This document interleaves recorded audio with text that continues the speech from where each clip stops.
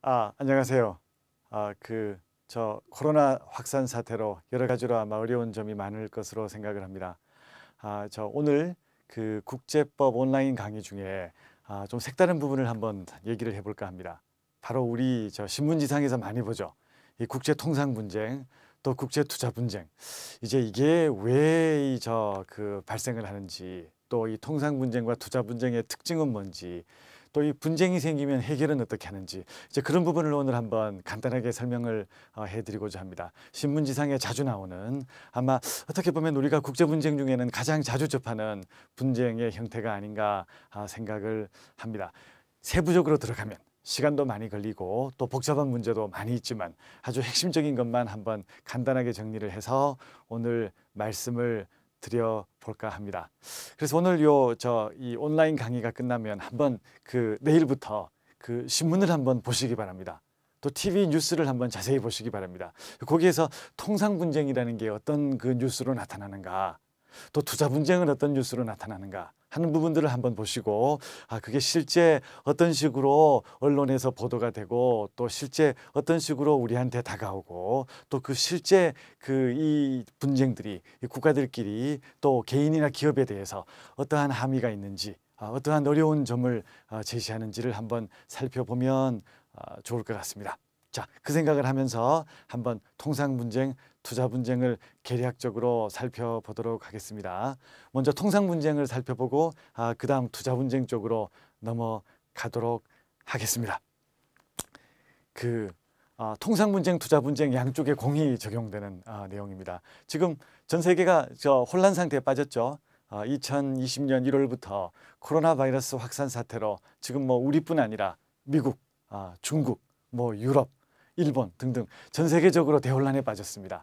사실은 이 혼란에 처한 2020년 이전에 이미 이 국제 체제 자체의 새로운 흐름이 사실은 발생을 하고 있던 상황입니다. 제가 저 국제사회의 흐름을 한번 아주 간략히 한번 여기 좀 한번 정리해 봤는데요. 우리가 2차 대전이 끝난 게 1945년이죠.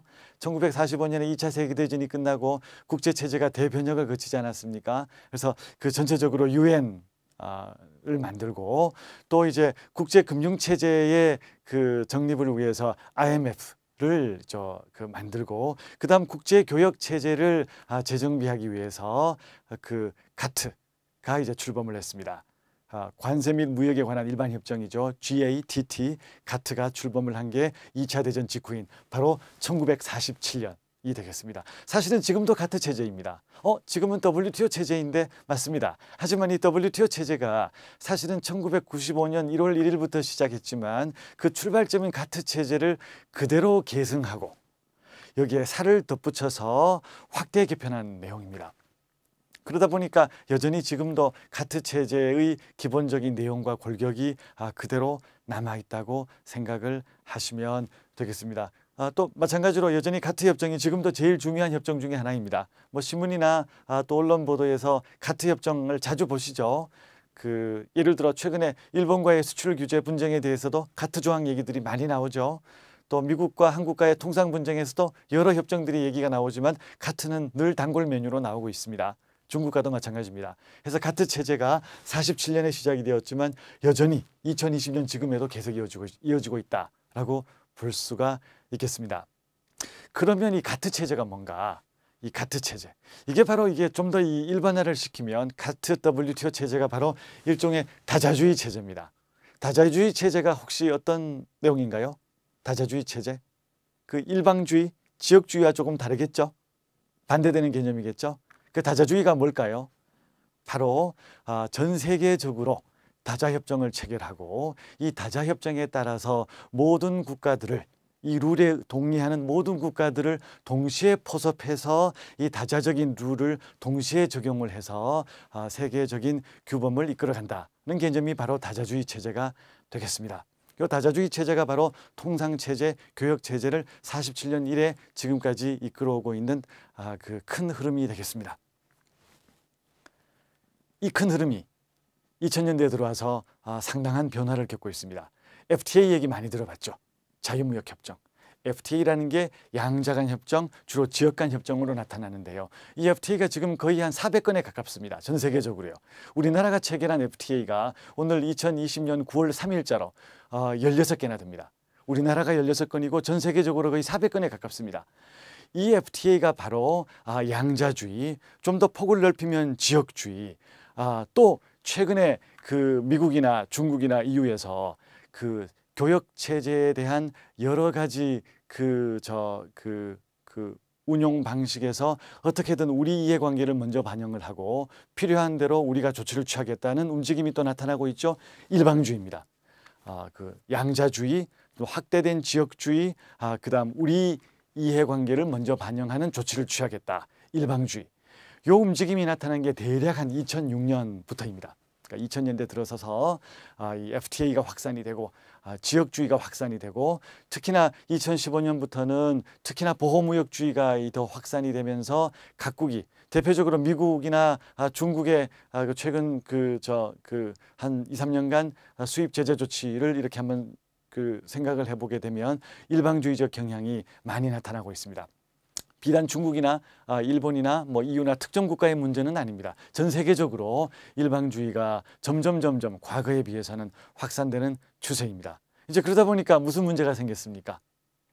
우리가 2차 대전 이후에 근 75년에 걸쳐서 이 다자주의 체제를 위한 큰 그 발걸음을 옮겨왔는데요. 이 점점 이 다자주의 체제가 후퇴하는 모습, 또 어떻게 보면은 다시 옛날 다자주의 체제가 없던 그 옛날 모습으로 2차 대전 이전의 모습으로 점점 후퇴하는 내용을 보여주고 있다는 게 최근에 안타까운 상황이 되겠습니다. 어제 오늘의 일은 아닙니다. 말씀드린 바와 같이 서서히 한 15년에서 20년에 걸쳐서 조금씩 이 다자주의 체제가 좋게 보면은 변형, 나쁘게 보면 후퇴 내지 퇴보하는 모습을 보여왔습니다. 그러다가 올 들어 이 코로나 사태, 코비드-19이 이제 확산이 되면서 이제 그나마 우리의 전 세계 모든 국가들의 이해관계의 끈을 이어주던 생각, 바로 뭔가요? 교역을 하면 이득이 된다. 때로는 손해지만 시장을 개방을 하고 교역을 하고 다른 국가와 교류를 하고 부품을 서로 나누어서 만들고 합쳐서 상품을 만들고 이렇게 교류를 하면 이득이 된다는 생각 자체에도 지금 큰 퀘스천 마크를 지금 붙이게 되었습니다. 심각한 문제죠. 이전에 다자주의 체제가 지역주의나 일방주의 때로는 양자주의로 조금 후퇴하는 모습을 보였다는 것은 그렇다고 쳐도 안타깝지만 지금 이 코로나 사태와 그 이후의 국가들의 반응은 정말 우리가 생각하는 국제교역 체제의 본질에 대해서 의문을 제기하는 아주 중대한 변화입니다. 그러니까 어떻게 보면 2020년이 지금은 우리가 이 코로나 바이러스를 이겨내는데 여념이 없습니다. 아마 한 30년, 40년, 50년 후에 누군가가 2020년을 돌이켜본다면 아마 2차 대전 이후에 전 세계의 질서가 유지가 되던 흐름이 크게 바뀐 시점을 아마 2020년 전후, 특히나 촉발을 일으킨 결정적인 사건을 아마 코로나19, 코비드19의 확산을 새로운 기점으로 삼지 않을까 싶은 생각도 한번 해볼 수가 있겠습니다. 이 흐름이 우리가 알고 있는 국제법의 여러 규범에 큰 영향을 아마 지금도 끼치고 있고 끼칠 것 같습니다. 특히나 우리가 오늘 살펴보는 국제경제법, 또 국제경제 관련 분쟁, 그 양자의 축을 이루는 통상분쟁과 투자분쟁, 또 통상협정, 투자협정에서는 가장 직접적으로 나타나고 있는 상황으로 볼 수 있겠습니다. 그래서 다자주의 체제가 지금 여러 가지 변혁 단계를 거치다가 드디어 결정적인 변곡점에 이르렀다 하는 것으로 한번 정리를 해 볼 수 있겠습니다. 이제 그러다 보니까 이게 통상협정이나 투자협정에도 이제 앞으로 이미 상당한 영향을 끼쳤지만 앞으로 더 많은 영향을 끼칠 수밖에 없는 상황이 되었고요. 이미 통상협정, 대표적으로 WTO 협정이죠. 상당한 변화를 거칠 것으로 예측이 되고 있습니다. 지금 미국이 그 여러 가지 얘기를 하고 있거든요. 미국이 지금 WTO 체제에 불만을 갖고 있는 건 잘 알고 계시죠? 미국이 그 WTO 항소기구의 위원 선임에 반대해서 지금 지난해 2019년 12월 11일자로 한 8개월 전입니다. 9개월 전이네요. 이 항소기구가 지금 운영이 마비가 되었습니다. 미국은 전혀 지금 당분간 이 입장을 바꿀 그 의향을 보이지 않고 있습니다. 그 말은 뭔가 하면 지금 WTO 분쟁 해결 절차가 사실상 중단 상태에 처하게 되었다는 뜻이고요.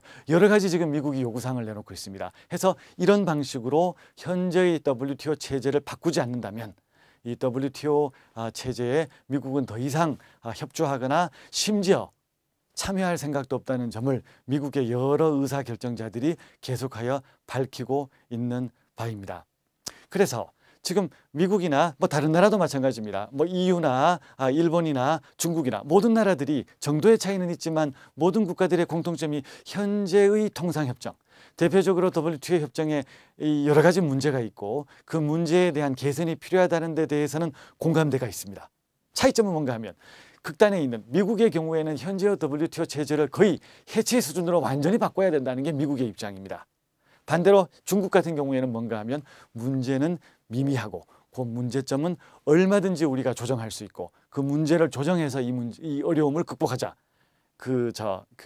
완전한 해체와 새로운 출발이 아니라 현재의 문제를 가볍게 고쳐서 나가자.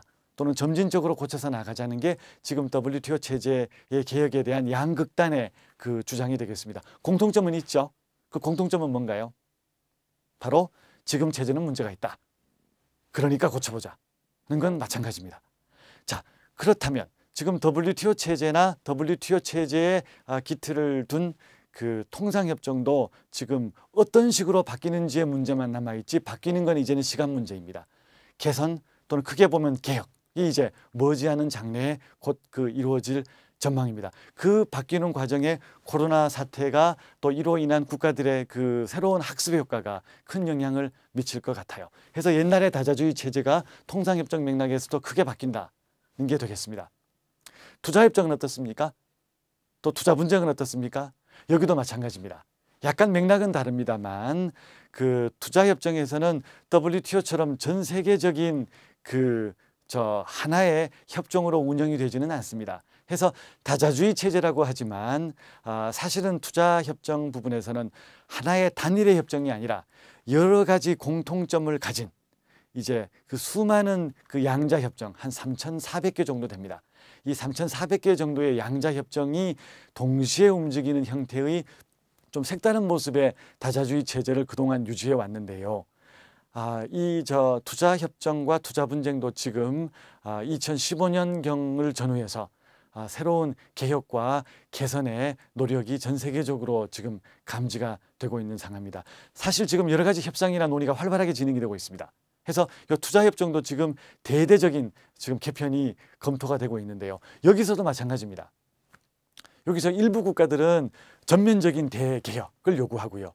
또 반대쪽의 국가들은 지금 투자협정이 문제가 있다고 하지만 전면적인 대개혁은 아니다.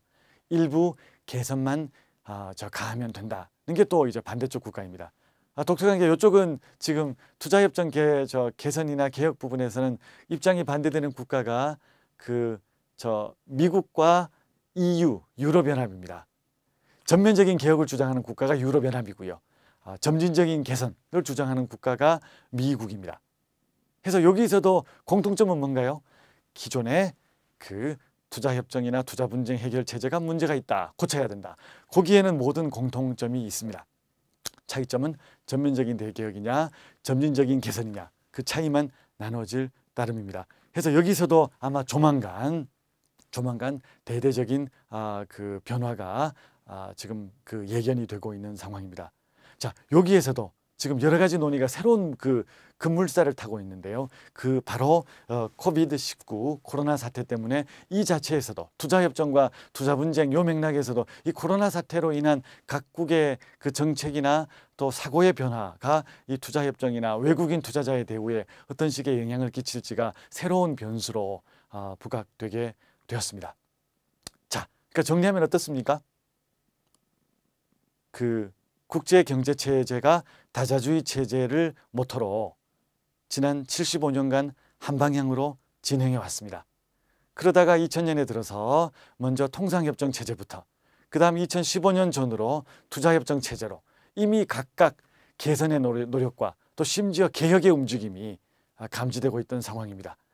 이제 거기에다가 코로나 사태로 인한 그 새로운 국제사회의 분위기의 변화가 더 가해져서 이제 앞으로 어떤 식으로 협정이 재조정되고 협정이 개정되고 또 새로운 체제가 도입될지가 이제 그 한참 논의가 되고 있는 상황이 되겠습니다. 전체적으로 이런 부분들을 한번 백그라운드로 생각을 하시고 먼저 통상협정 또 통상분쟁으로 먼저 넘어가 보도록 하겠습니다. 그 통상분쟁입니다. 자, 이거 한번 보시죠. 자, 요 내용이 뭔가 하면 그 WTO 분쟁 해결 절차를 간단하게 지금 한번 도식화한 것입니다. 그 WTO의 분쟁이 제기가 되면 어떤 식으로 분쟁이 해결되는가를 한번 이렇게 설명을 한 내용입니다. WTO 분쟁이 굉장히 많습니다. 몇 건 정도 될 것 같습니까?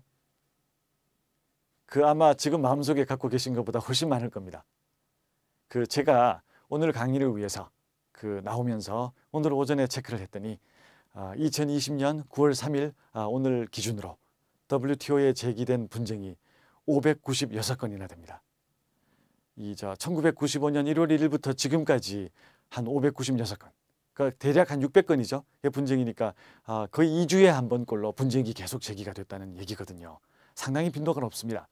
그러니까 전 세계 국가들 중 지금 164개국이 WTO 회원국인데요. 이 WTO에 가입하는 조건이 여러 가지가 있습니다.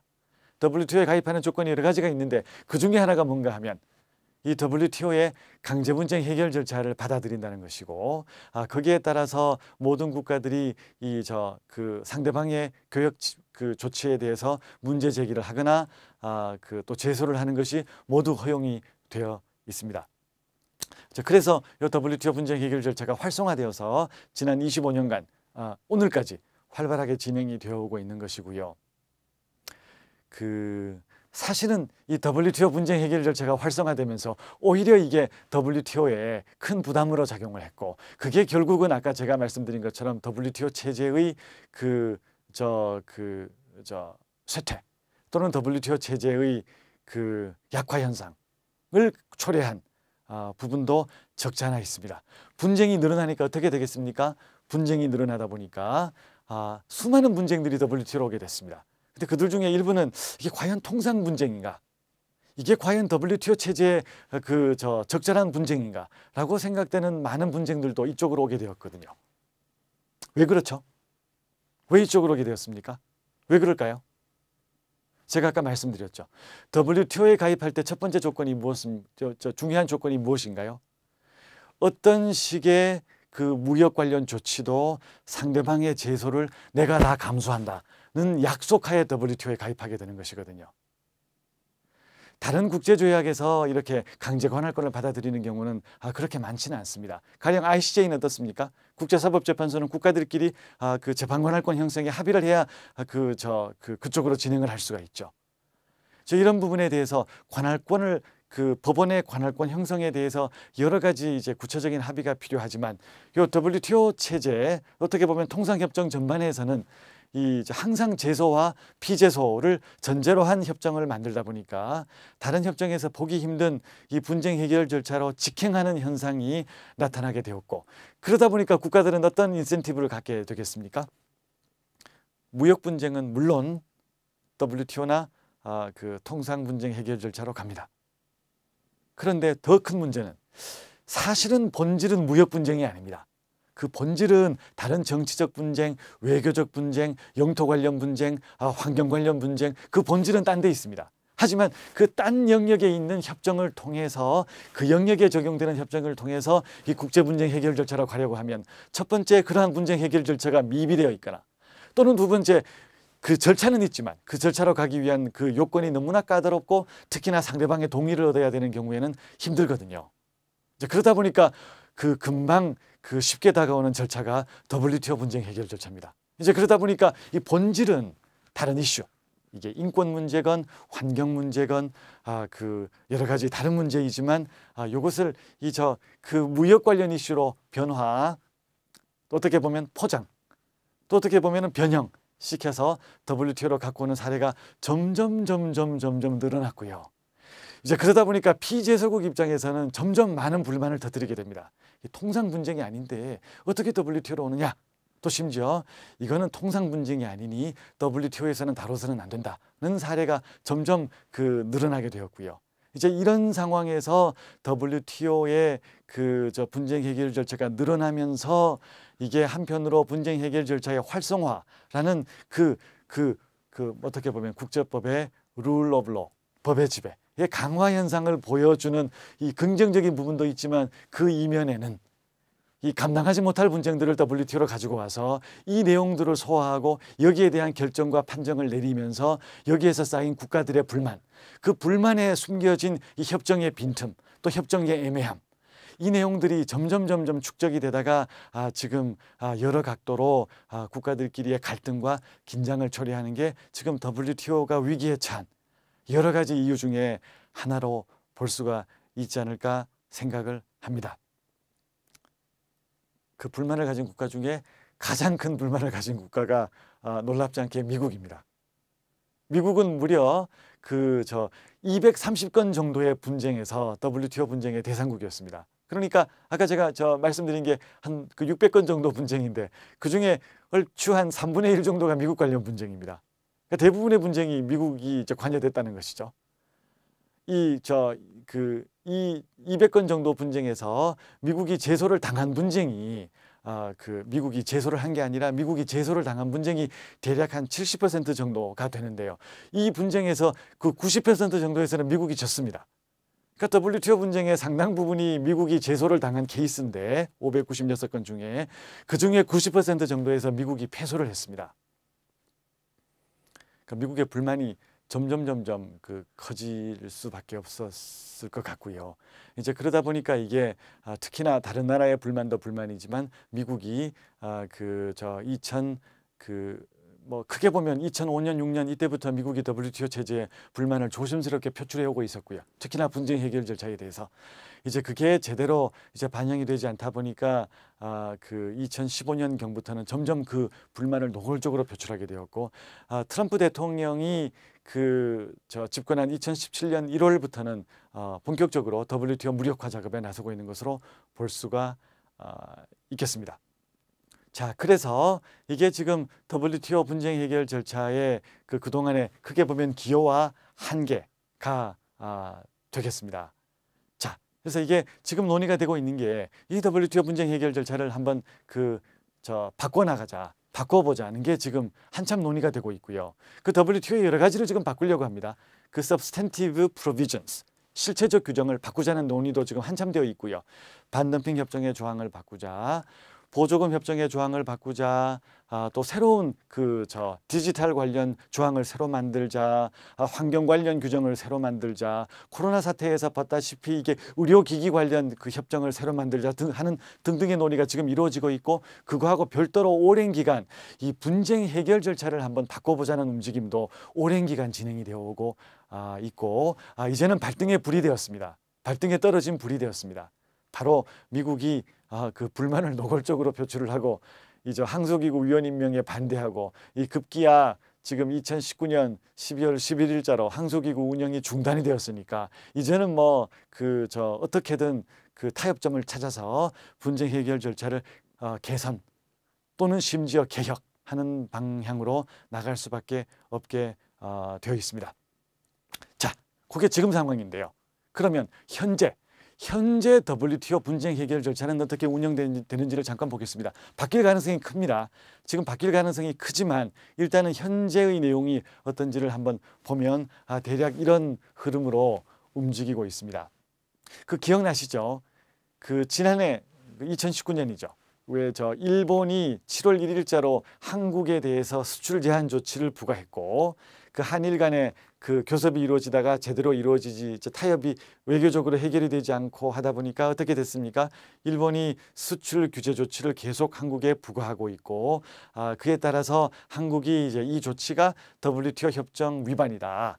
특히 가트 협정 위반이다. 또 기타 협정 등등 위반이다라고 해서 WTO에 지난 9월 11일 2019년 9월 11일 거의 1년 전이네요. 제소했죠.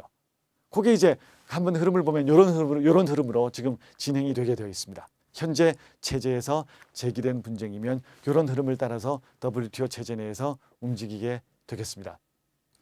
한번 보실까요? 그 첫 번째가 그 협정 위반에 정부 조치가 있느냐. 사실은 협정 위반인지 아닌지가 결정이 된 게 아니죠. 먼저 제소하는 국가가 우리가 볼 때는 당신네 조치가 협정 위반입니다 하는 게 되겠죠. 그 협정 위반 정부 조치가 먼저 있어야 됩니다. 그 이제 한국이 일본에 대해서 가령 A국이 B국에 대해서 미국이 중국에 대해서 그 중국의 지금 조치는 협정 위반입니다. 또 중국이 미국에 대해서 미국의 이러이러한 그 관세 부과 조치는 WTO 협정 위반입니다. 라고 주장하는 단계가 여기입니다. 협정 위반의 정부 조치. 그 영어를 써서 죄송합니다. 이 WTO 협정에서는 메저라고 합니다. 정부 조치가 먼저 있어야 되겠습니다. 그 말은 뭔가요? 정부 조치가 없으면 WTO 위반으로 갈 그 첫 번째 관문도 넘지 못합니다. 정부 조치 자체가 없으면. 그죠? 그러니까 뭔가요? 정부나 정부 기관이 나서서 뭔가 수입 제한 조치나 수출 제한 조치 또는 교역에 영향을 끼치는 조치를 취해야 됩니다. 그게 아니고 그냥 일반 민간인 또 민간 기업 또 소비자 단체 등 정부와 관련이 없는 여러 개인이나 기업이나 단체가 지금 이 순간에도 전 세계에서 수많은 결정과 그 행위들을 하죠. 자기 부자기. 그런 것들은 여기에 해당되지가 않습니다. 기본적으로 정부 조치가 아니기 때문에요. 그러니까 소비자들의 단체 행동이나 또 친목 단체에서의 어떤 그 불매 운동이나 또 민간 기업에서 어떠한 특정 상품을 구매하기로 결의하는 거나 이런 부분들은 사실은 정부와 관련이 없다면 정부 조치가 아니기 때문에요. 아예 처음부터 시작이 되지 않습니다.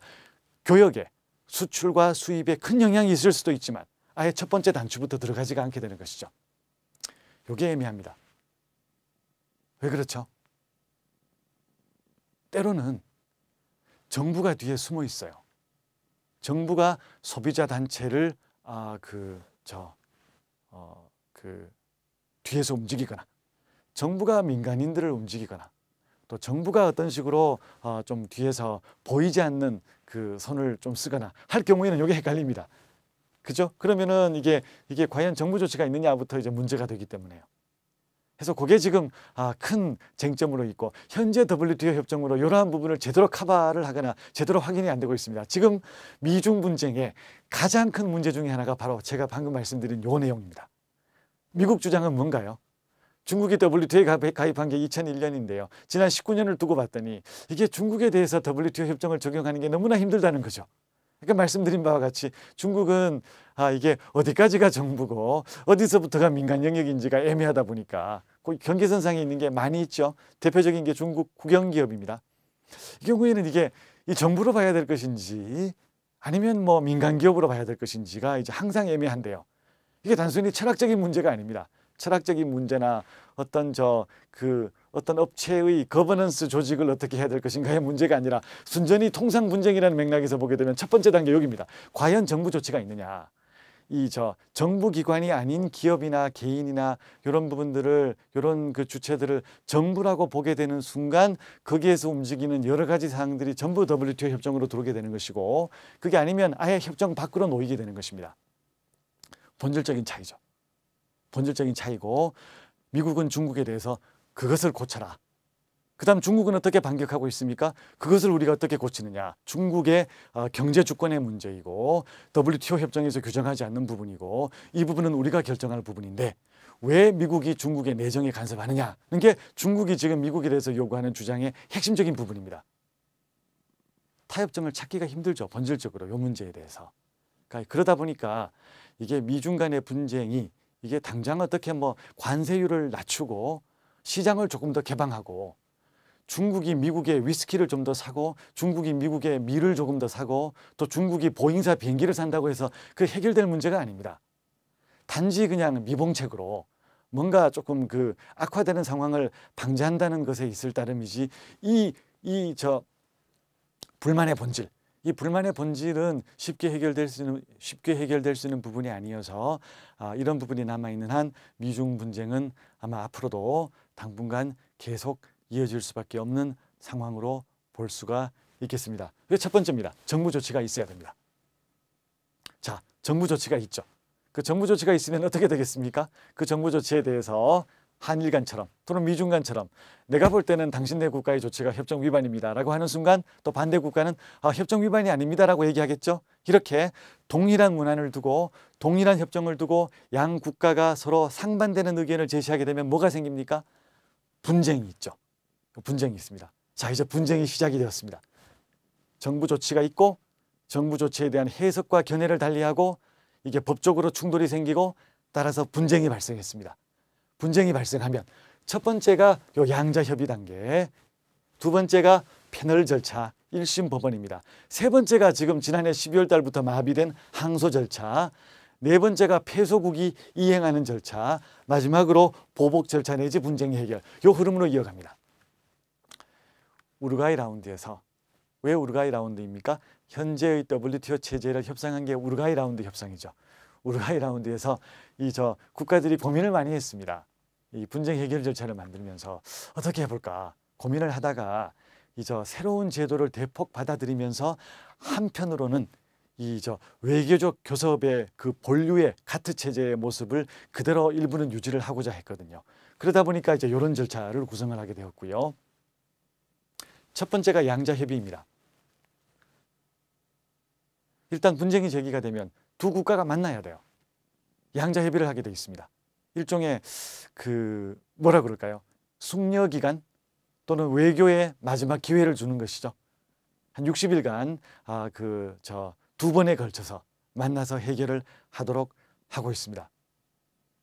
자, 그러니까 이게 두 번에 걸쳐서 직접 만나서 해결을 하도록 하는 그 취지는 가능하면 이리 가지 말고 두 국가가 만나서 외교적 협의로 해결을 하라라는 게 기본 취지였습니다.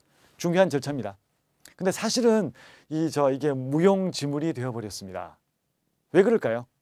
이게 왜 무용지물이 되어버렸을까요? 가만히 생각해 보면 별로 현실성이 없습니다. 좋은 아이디어고 올바른 방향이지만 그렇지 않겠습니까? 자, 국가가 항상 외교를 하고 있죠.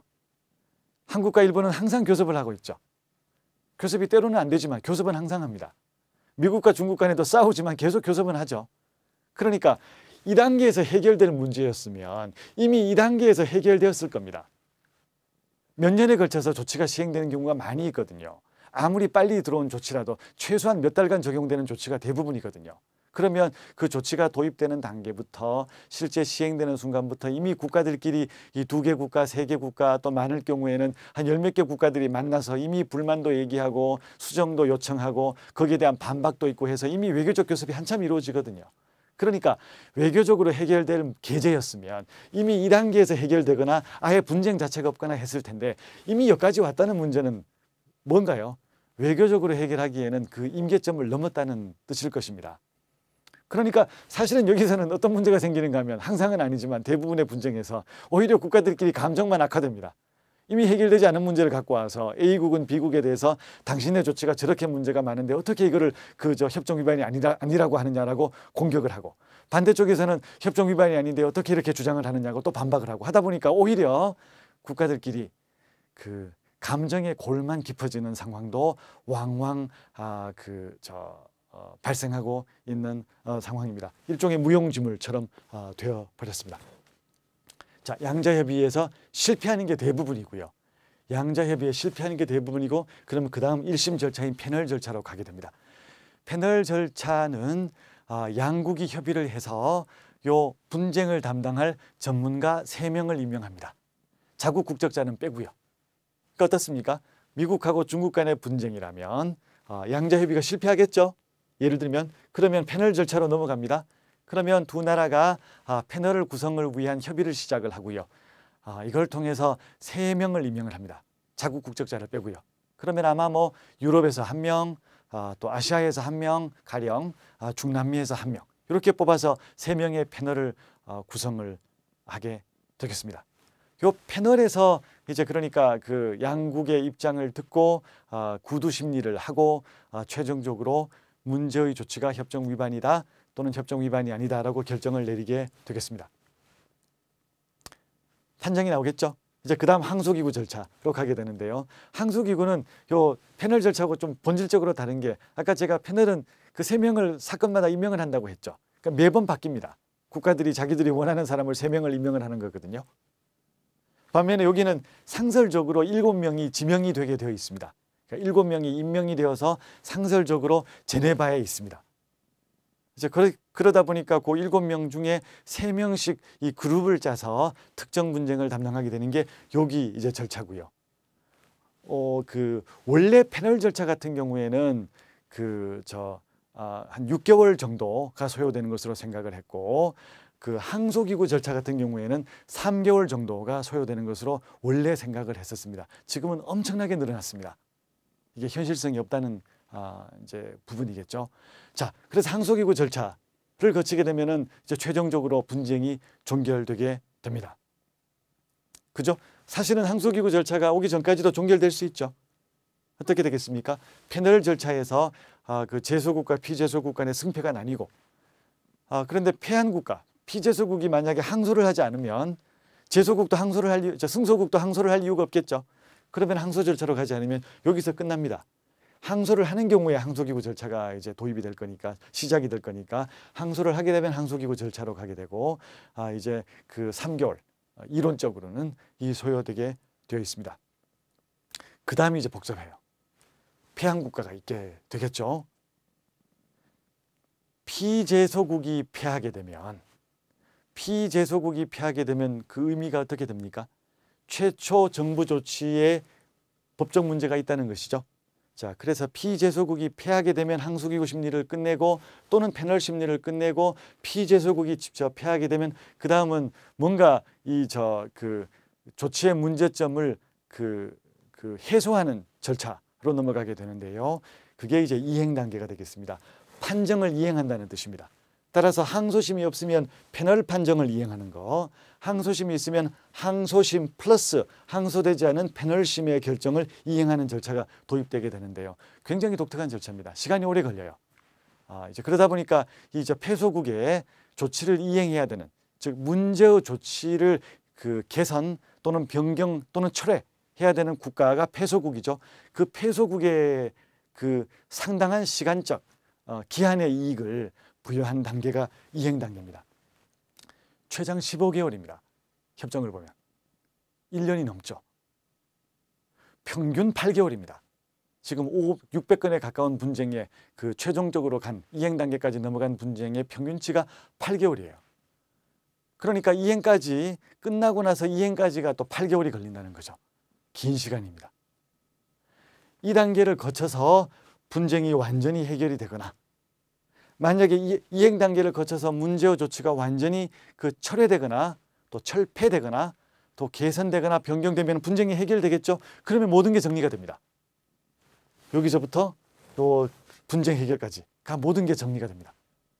그러니까 최초 정부 조치를 도입한 국가가 원래 우리 생각에는 저 관세 부과 조치가 문제가 없다라고 생각을 하고 시작을 했는데, 이 분쟁 해결 절차를 거쳐서 패했다라고 하면 항소심까지 거쳐서 이행 절차까지 거쳐서 최종적으로 우리 조치가 문제가 있어서 이행을 했다, 즉 관세 조치를 철폐했다라고 할 경우에는 해당 분쟁이 해결되게 됩니다. 독특하죠. 뭔가요? 제가 관세 분쟁이까지 간다고 했죠. 사실은 여기까지 가는데 이행 단계까지 해서 여기까지 가는데 대략 최근의 흐름은 한 4년 정도 걸립니다. 여기서부터 여기까지가 대략 한 4년 정도 걸립니다. 열심히 해도요. 이게 단계별로 시간이 많이 걸려서 한 4년 정도 걸립니다. 그러니까 뭔가요? 제가 관세 부과 조치가 가장 대표적인 분쟁이니까요. 이게 뭐 일반적인 미중 간의 추가 관세 부과이건 반덤핑 관세 부과이건 뭐 보조금 때문에 상계 관세 부과이건 아니면 수입 제한 조치이건 하여간 일반적인 분쟁에서 가령 관세 부과 조치를 취했다면 이때부터 여기까지 이미 4년간 관세를 부과를 했죠. 아마 그걸 금전적으로 환산하면 엄청날 겁니다. 관세라는 게 상품에 보통 10%를 부과를 한다면 무슨 뜻입니까?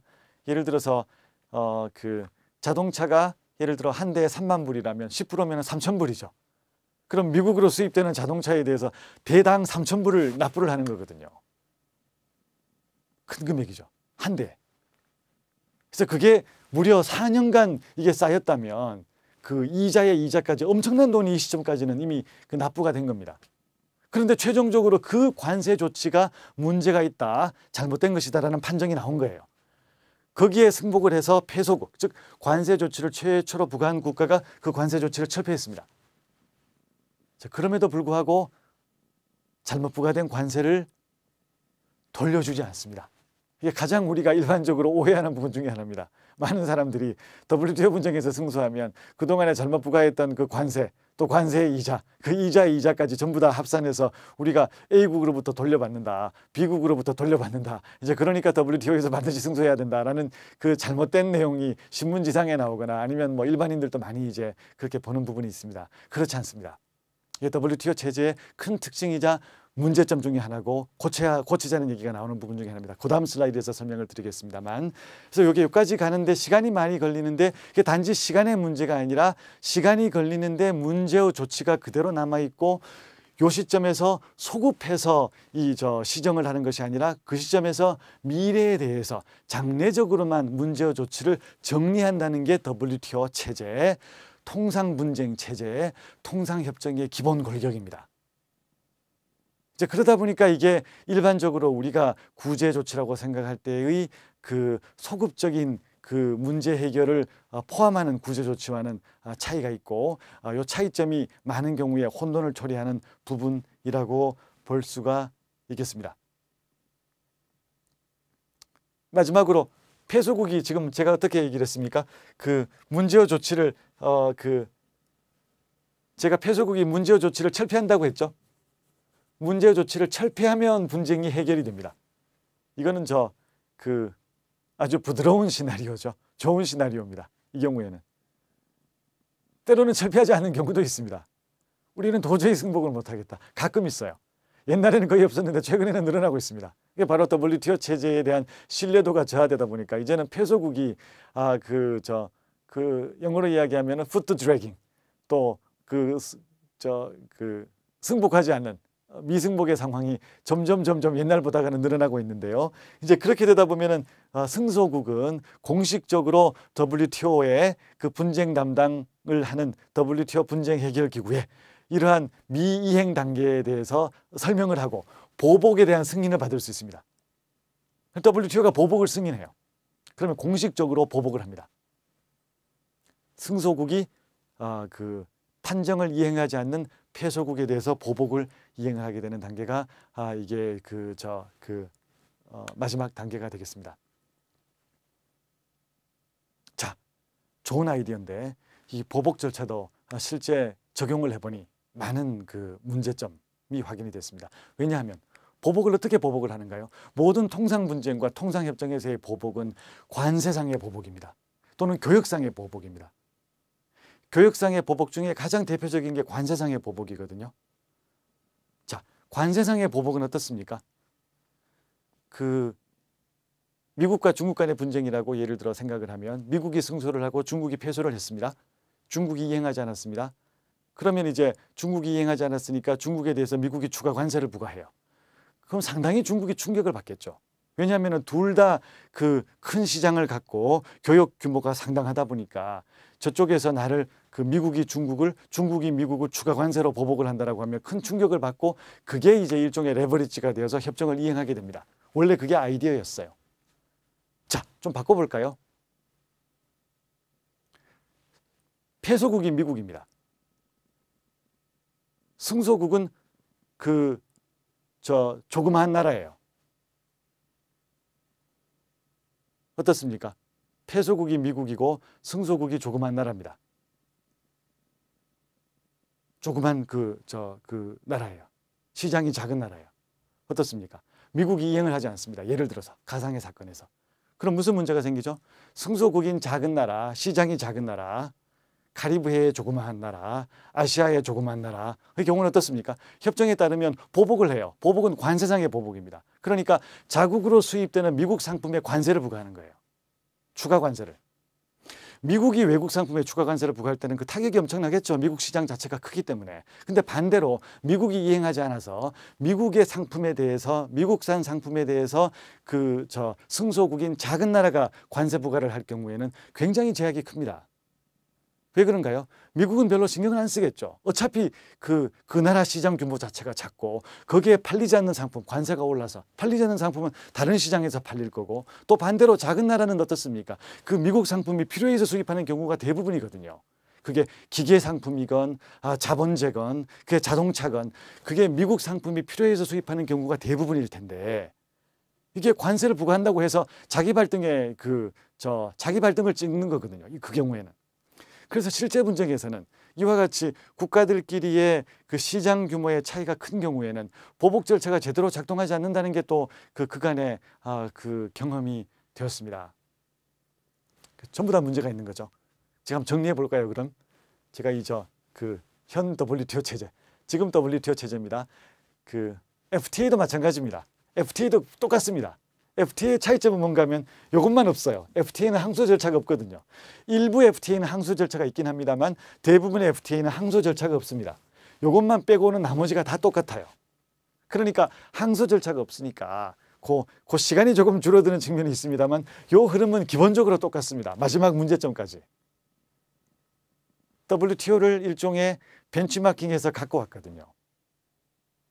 자, 그러면 이거를 우리가 통상분쟁 해결 절차의 일반적인 모델이라고 보게 되면 몇 가지 특징을 발견할 수 있죠. 한번 정리해 볼까요? 첫째가 뭔가요? 시간이 오래 걸린다. 4년, 긴 분쟁은 6년, 7년이 걸립니다. 너무너무 오랜 시간이죠. 지금처럼 움직이는 상황에서 4년, 또 6년이라고 하는 것은 너무나 긴 시간이 걸린다는 게 첫 번째 문제고요. 두 번째는 소급적으로 적용되지 못하다 보니까 일반적으로 협정 위반이라는 것을 알고 있는 경우에도 조치를 취하는 경우가 발생한다는 거죠. 어차피 어떻습니까? 마지막까지 가도 믿져야 본전이기 때문에요. 그 시점에서 문제의 조치를 철폐만 하게 되면 되니까 어떻습니까? 문제의 조치를 무려 4년간 유지를 할 수가 있겠죠. 마지막에 가서 철폐를 해버리면 분쟁이 해결돼 버립니다. 아무것도 없이. 소급적으로 적용하지 못하는 문제를 어떻게 이거 해결할 것인가 고민스러운 부분입니다. 이게 두 번째 특징이고요. 또 한계. 또 세 번째 특징 내지 또 한계는 보복 절차를 지금처럼 시장 규모에 연동해서 관세상의 보복을 하는 게 이게 결국은 선진국과 개도국, 또 시장이 큰 국가와 작은 국가의 힘의 불균형 상태가 개입되게 되면 이 보복 절차 자체가 작동되지 않는다는 것을 알 수가 있기 때문입니다. 역시 큰 특징이자 한계입니다. 자, 요 생각을 하시면서 한번 이걸 보시겠습니다.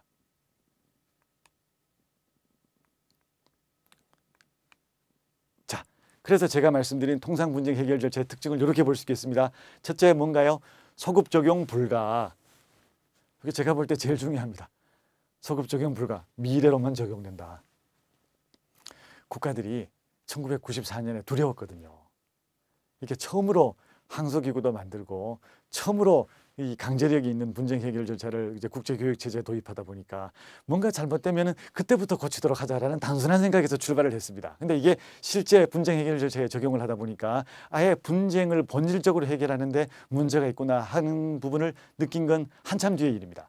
그래서 이게 큰 특징이자 한계다. 그러다 보니까 손해배상이 부재죠. 왜 그렇습니까? 소급 적용이 안 되니까 손해라는 게 있을 수가 없죠. 그때부터 미래에 대해서만 이제 철폐하는 거니까 지나간 과거의 손해배상은 없다. 소급 적용 불가.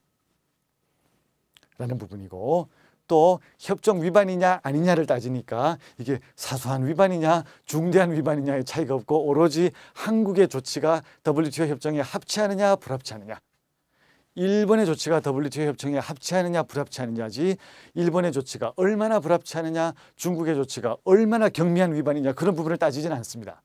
이제 그게 큰 특징 중에 하나고요. 요 코리아 페이퍼 사건은 우리나라와 인도네시아 간에 있었던 2006년의 반덤핑 분쟁인데요. 우리가 졌습니다. 졌는데 사실은 승소했어요. 사실은 승소하고 아주 마이너한 부분에 이제 우리가 한국이 그 패소를 한 사건인데요. 근데 우리가 그 마이너한 부분을 제대로 이행을 하지 않아서 결국은 이행 분쟁으로 넘어가서 더 큰 그 곤혹을 치는 사건입니다. 그러니까 사소한 위반인데 결국은 사소한 위반이든 중대한 위반이든 협정 위반으로 판정된 경우에는 그 모든 절차를 철저하게 따르지 않을 경우에 그 분쟁 해결 절차에 적용되는 모든 절차를 철저히 따르지 않을 경우에는 실제는 엄청난 위반으로 제소를 당한 거나 아주 마이너한 그 인도네시아 기업의 의견 개진의 기회를 한 번 주지 않은 그 마이너한 부분이라고 하더라도 결과는 똑같습니다. 그래서 이런 부분이 이제 하나의 특징 중에 하나고요. 이게 그 경제 분쟁이다 보니까 무역 분쟁은 이 사실 문제와 법률 문제가 결합되어 있는 경우가 많고 어려워요. 왜냐하면 제가 아까 말씀은 안 드렸습니다만 WTO 분쟁에서도 항소기구는 법률 문제만 다루게 되어 있거든요. 그런데 사실은 법률 문제가 어디까지고 사실 문제가 어디까지인지를 나누기가 참 힘듭니다. 이게 경제적인 이슈는 특히. 그래서 이게 결합되어 있어서 양자를 나누기가 쉽지 않다는 게 또 다른 특징이 되겠습니다. 이 보복 조치도 이게 사실은 제대로 작동되지 않는다는 부분도 우리가 조금 전에 제가 말씀을 드린 바입니다. 이게 특징 또 한편 한계가 되겠습니다. 바꾸자는 움직임이 오래 있었고요. 그 논의는 많이 하고 있습니다만 아마 이 중에 일부는 개선이 될 것으로 생각을 합니다. 근데 이게 어디까지 어떤 방식으로 바뀔지는 아직은 지금 불투명한 상황입니다. 네, 제소자가 입증 책임진다는 거, 그죠? 제소하는 국가가 입증을 해야 됩니다. 그러니까 미중 간의 분쟁에서 미국이 중국을 제소하면 미국이 왜 중국의 조치가 정부 조치가 협정 위반인지를 입증을 해야 돼요. 예, 오래 써 있습니다. 이게 입증 책임이 사실은 중요한 문제이고요. 실제 WTO 분쟁에서. 근데 이게 입증 책임이 상당 부분 완화되어 있습니다. 이게 제가 여기 쓴 이유가 오해를 하기 쉽게 돼 있어요. 뭔가 하면 이게 예를 들어서 다른 나라가 한국을 제소하면 그러면 우리가 특별히 대응하지 말지. 왜냐하면 어차피 상대국이 입증을 해야 되니까 우리가 아무 얘기를 하지 않으면 입증하기 힘들지 않을까라고 얘기하기 쉬운데 이미 그 부분에 대한 논의도 충분히 이루어져 갔고요. 이 통상 분쟁이나 뒤에 나오는 투자 분쟁에서는 뭔가 하면 조치 자체가 상대국의 그 피제소국의 정부 조치다 보니까 대부분의 정보나 사실관계가 그 피제소국 정부에 있습니다. 그러다 보니까 제소국이 입증 책임을 수행하기가 힘들죠. 그래서 어떤 식으로 지금 정리가 되어 있는가 하면 일흥의 위반 사항만 보여주면, 즉 실제 개인 대 개인 간의 분쟁처럼 철저한 입증 책임의 요구를 요구하는 게 아니라 입증 책임의 완수를 요구하는 게 아니라 일흥, 요 정도 사실관계를 보면 일흥 어느 정도 합리적으로 판단해 볼 때 이 정도면 협정 위반의 요소가 있다는 정도까지만 입증을 하면 제소국의 입증 책임이 완수된 것으로 보고 이게 왜 사실이 아니냐 또는 사실이더라도 왜 이게 협정 위반이 아니냐에 대한 반대의 입증 책임은 사실은 피제소국으로 넘어가 있습니다. 그러다 보니까 이게 제소자가 입증 책임을 진다는 원칙은 맞지만 이거를 과신을 해서 우리가 아무 얘기도 하지 않으면 그러면 이게 문제가 해결되는 거 아니냐라고 섣불리 생각할 것은 아니다라는 의미가 되겠습니다. 가장 큰 문제가 시간이 많이 걸립니다. 그 4년, 우리나라 같으면 이게 2년, 4년인데 최근 5년, 6년씩 걸리는 것도 심심치 않거든요. 우리 같으면 어떻습니까?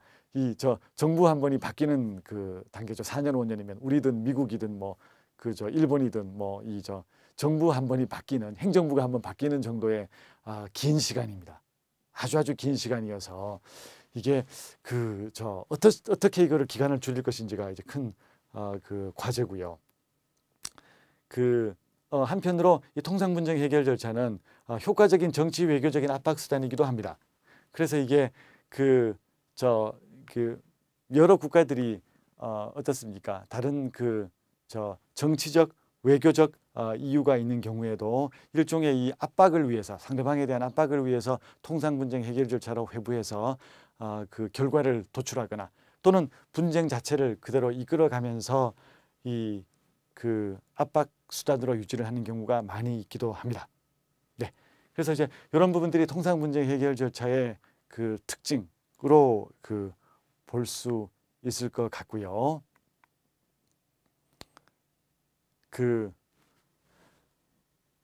요 부분은 뭔가 하면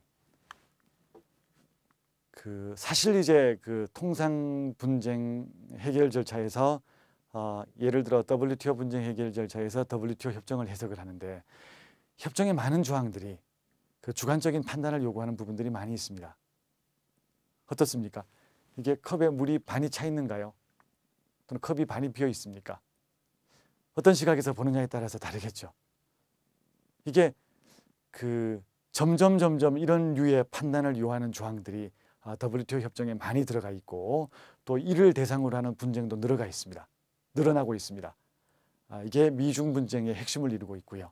그래서 한쪽 시각에서 보게 되면 미국 입장이 맞고 또 반대쪽 시각에서 보게 되면 중국 입장이 맞는 것 같아요. 협정 자체가 이런 상황을 예상하지 못하고 어떻게 보면은 상당한 재량권을 패널이나 항소기구에 이렇게 남겨둔 부분이 꽤 있거든요. 이제 그러다 보니까 그게 패소한 국가 입장에서는 수용하기 힘들다는 시각이 점점 커져가고 있고 그게 지금까지 큰 부분으로 작용을 하고 있는 것 같습니다. 또 다른 시각으로는 이렇게도 볼 수 있습니다. WTO 협정이 굉장히 두껍습니다. 그 협정을 보면 일부는 아주 쉬워요. 일부는 이런 개념입니다. 명확해요. 명확하게. 할 수 있다, 할 수 없다, 또는 뭘 해야 된다. 분쟁이 생기더라도 이견이 발생할 가능성은 별로 없죠. 승패가 갈리면. 결론이 나면. 그런데 일부 WTO 협정 내용들은 이런 식의 조항들을 담고 있는 게 많이 있습니다. 속도 제한을 55마일, 55km로 아예 딱 정해놓은 게 아니라 그러면 어떻습니까? 스피드건으로 이 속도를 측정해서 70이다, 65km다, 70마일이다라고 하게 되면 이게 위반이라는 게 그 사실관계만 확인이 되면 분쟁이 종료가 되겠죠. 그런 분쟁도 많이 있습니다. WTO 분쟁 중에. 예를 들어 반덤핑 분쟁이 대표적입니다. 반면에 일부 분쟁은 협정 자체가 반대쪽 국가한테 또는 WTO 분쟁을 담당하는 패널 또는 항소기구한테 또는 WTO 기구에 광범위한 재량권을 부여하는 경우도 많이 있습니다. 어떻습니까? 둘 다 속도 제한 조항이에요. 이건 어떤가요? 속도가 50이다, 60이다 숫자를 준 게 아니라 어떻습니까? 운전자가 그 운전 상황의 여러 가지 제반 환경과 날씨와 여러 가지 조건에 따라서 가장 합리적인 속도를 결정하라라는 식의 조항입니다. 어떤가요? 만약에 이 조항에 따라서 운전자가 과속으로 이렇게 교통경찰에 이제 제지를 당해서 벌금을 부과받게 된다면 이견이 발생할 수밖에 없게 되겠죠. 이게 내가 볼 때는 이 정도면 안전한 속도다. 이게 오늘 날씨가 이렇게 좋은데 이게 왜 문제가 되느냐. 오늘은 일요일이어서 교통량이 적다. 지금은 공휴일이어서 교통량이 적다. 지금은 저녁 9시여서 저녁 7시 하는 상황이 다르다 등등 수많은 변수가 최종적인 판단으로 들어올 수밖에 없는 경우인데 이런 류의 조항들이 WTO의 중요한 핵심 조항에 여러 군데 이제 나타나고 있고 이제 그러다 보니까 이 해석에 대한 여러 가지 분쟁들이 점점 늘어나고 있고 그 결과에 대해서 쉽게 승복하지 못하는 진국가가 점점 늘어나고 있는 상황입니다.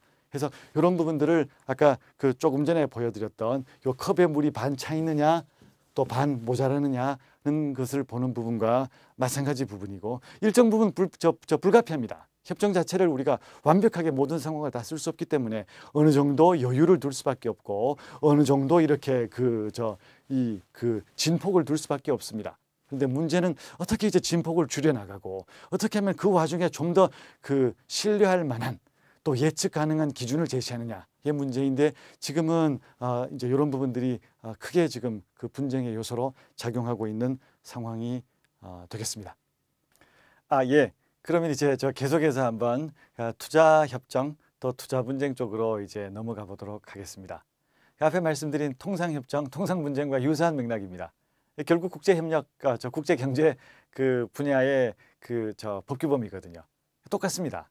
좀 어폐가 있지만 동일한 체제 내에서 이제 발전되다 보니까 결국은 문제점도 유사하고 또 느끼는 부분도 유사하고 강론에 들어가면 조금 다릅니다만 그런 부분들은 유사하게 발견이 되고 있습니다. 그래서 그런 생각을 하면서 한번 투자협정과 투자분쟁도 한번 보도록 하겠습니다. 자, 그래서 마찬가지로 적용됩니다.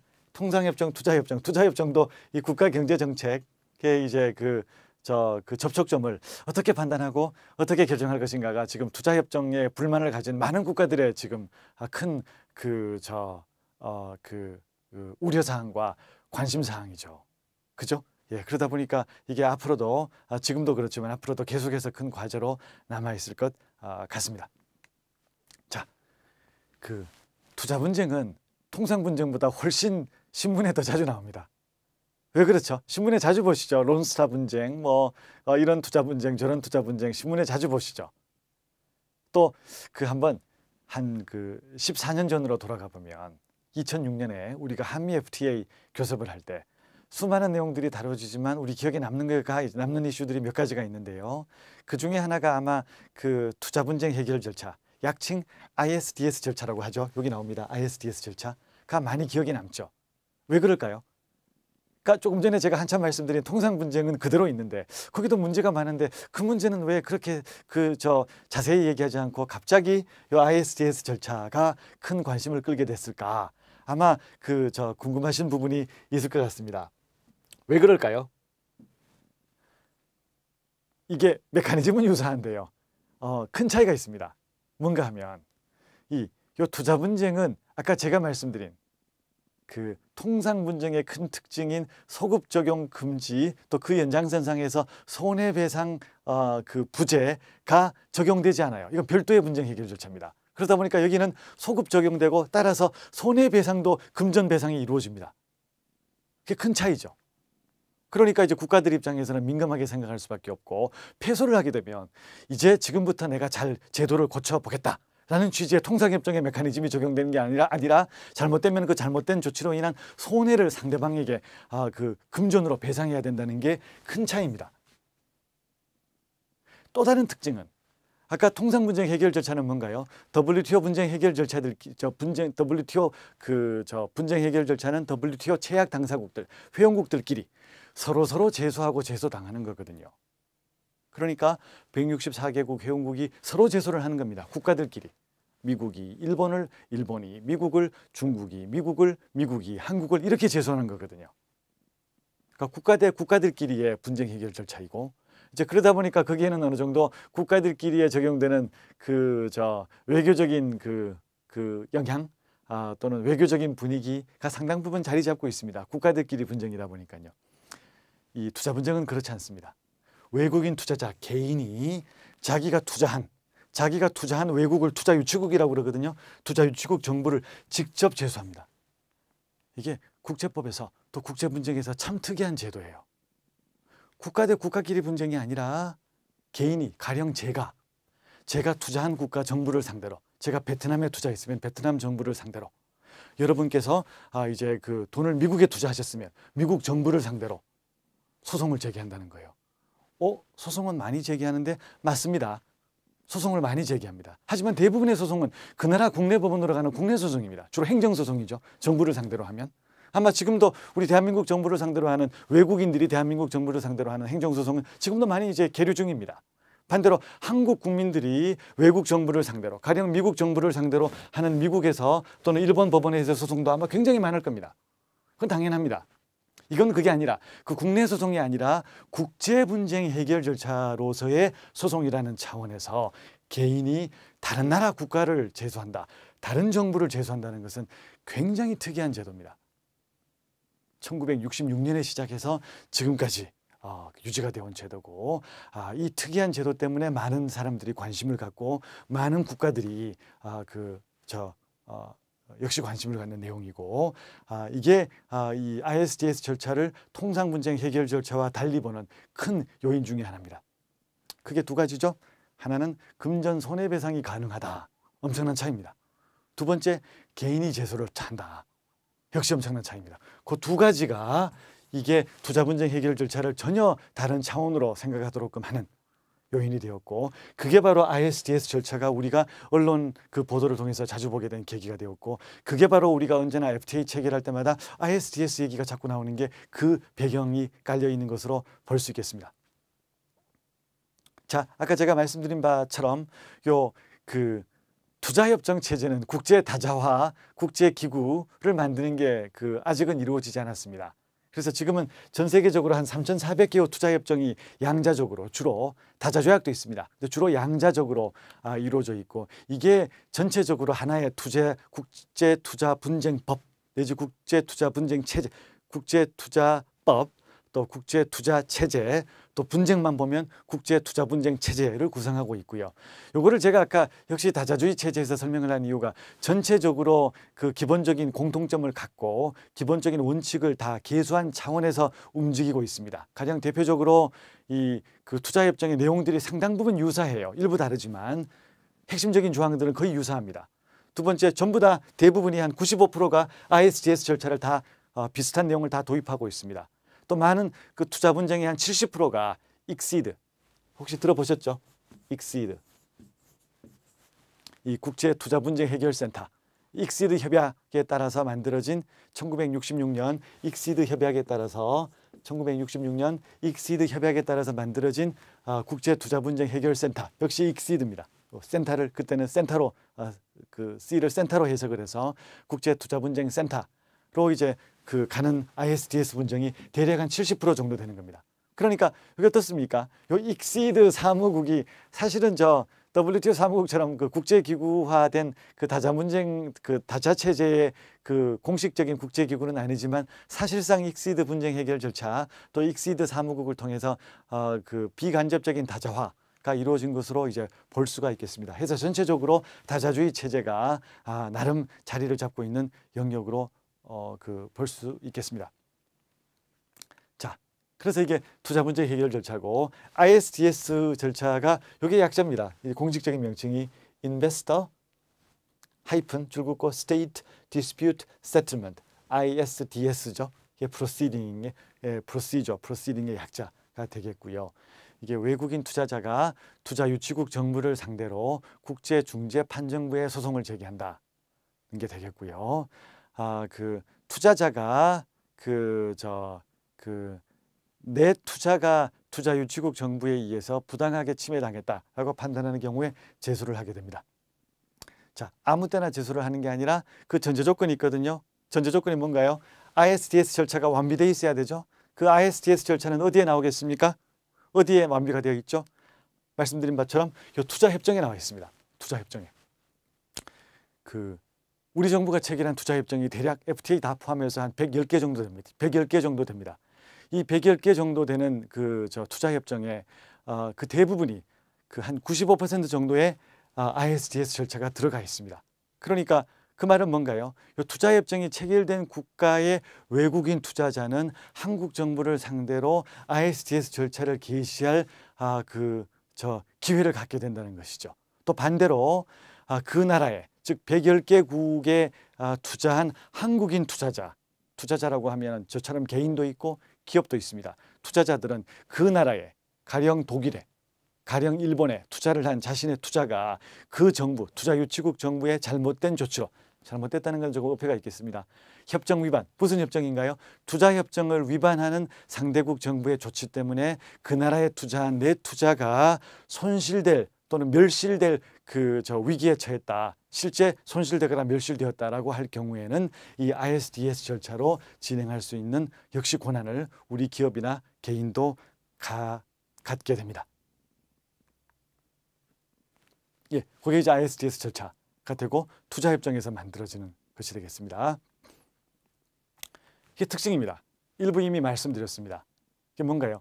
기존의 국제분쟁 해결 절차 또는 국제분쟁은 국가 대 국가 간 분쟁입니다. 근데 이거는 개인 대 국가 간 분쟁이다 보니까 훨씬 받아들이는 강도가 다른 것이죠. 우리 왜 한미 FTA 교섭 과정에서 제기된 것도 어떤 내용입니까? 미국이 우리를 제소한다는 그 개념이 아니라 다국적 기업이 한국 정부를 제소한다. 외국인이 한국 정부를 제소한다는 게 큰 방점이었거든요. 그래서 개인과 국가 대 분쟁이라는 게 큰 특징입니다. 이게 민감도가 훨씬 높은 거죠. 분쟁에 대한 민감도가. 자, 그래서 이게 정부 조치, 역시 여기도 정부 조치가 필요한데요. 투자자의 영향을 초래하는 정부 조치가 이게 우리 국내 법원으로 사법심사로 이렇게 넘어오는 게 아니라 이게 외국 사람들로 구성된 중재 판정부로 회부한다는 것에 대해서 많은 국가들이 관심과 우려를 갖고 있는 상황입니다. 그래서 그동안에 그 공과 또 적절성에 대해서 많은 논의가 있었고요. 이게 이제 지금 새로운 그 국제사회의 분위기에 따라서 2015년부터 다양한 논의가 전개되고 있습니다. 주로 운시추랄에서 많은 논의가 있고 OECD에서도 논의가 있고요. 이게 아까 말씀드린 익시드에서도 논의가 있고 웅크타드에서도 논의가 있고 그 양자간 FTA 교선 맥락에서도 논의가 있고 이미 체결된 FTA 이행 맥락에서도 논의가 되고 있고 해서 지금 국제사회에서 여러 단계에서 또 여러 방식으로 ISDS 절차를 조금 바꿔보자라는 논의가 지속적으로 이루어지고 있는 상황입니다.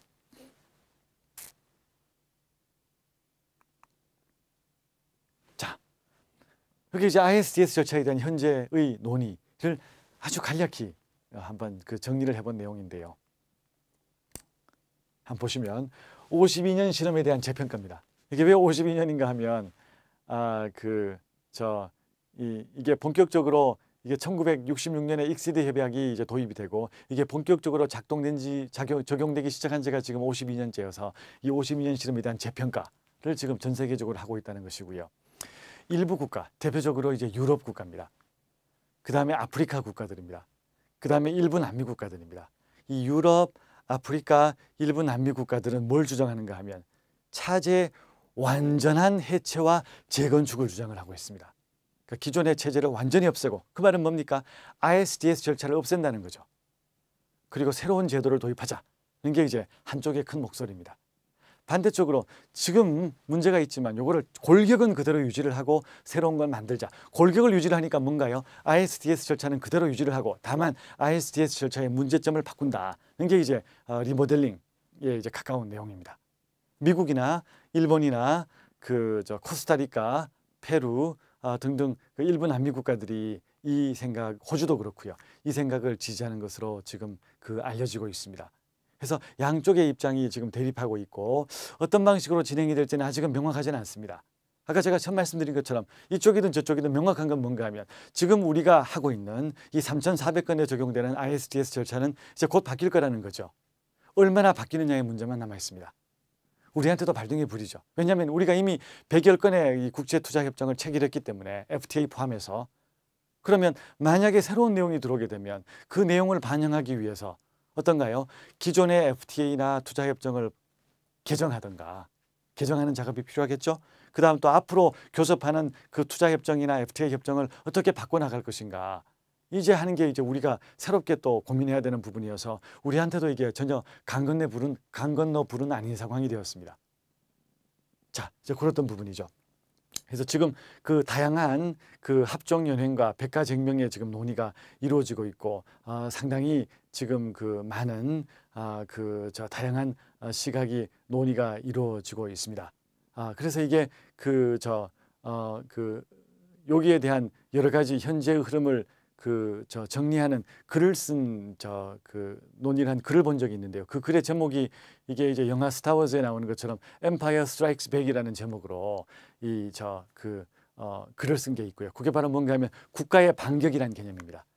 국가가 계속 수세에 있었거든요. 이 투자자 보호와 투자자 유치 때문에 지난 52년간 한 방향으로, 크게 보면 54년간 한 방향으로 이렇게 가다가 이 국가의 경제 주권이 자꾸 침해되는 상황, 아까 제가 보여드린 도식처럼 이렇게 되니까 이제 국가의 반격 또는 국가 경제 주권의 회복 또는 균형점의 회복 등등의 이제 국가 측면에서 반격이라는 측면에서 이 움직임을 국가 측면에서의 이 외국인 투자자 보호 움직임에 대한 반격, 새로운 흐름이라는 맥락에서 Empire Strikes Back이라는 제목으로 글을 쓰기로 하였습니다. 외국에서 쓴 글인데요. 그런 부분이 있고요. 그다음에 또 다른 시각입니다. 이게 국제법을 아마 우리가 공부해 보면 국제법 내용 중에 외교적 보호권이라는 거 아마 한번 들어보셨죠? 중요한 개념입니다. 그죠? 뭔가요? 국적국이 자국민이 해외에서 부당한 권리 침해를 당했을 때 일정한 요건이 충족되면 그 외국인의 침해당한 권리 침해를 마치 국가가 자신의 권리에 대한 침해인 것으로 간주하여 그때부터 국가 대 국가 간 분쟁으로, 즉 국제법상 분쟁으로 승화하여 이 권리 구조에 나선다는 게 외교적 보호권이지 않습니까? 그 외교적 보호권의 가장 대표적인 적용 사례가 외국인 투자자, 그 자국민 투자자죠. 그 외국 입장에서는 자국민 투자자의 보호와 연관된 부분이었습니다. 자, 그러다 보니까 원래 이 1966년 익시드 체제가 도입되기 이전에 외국인 투자자 또 외국인 투자와 관련한 분쟁들은 주로 국제법에서 외교적 보호권의 모습으로 나타났는데요. 이 외교적 보호권을 기본적으로 포기하는 전제에서 투자협정이 출발했습니다.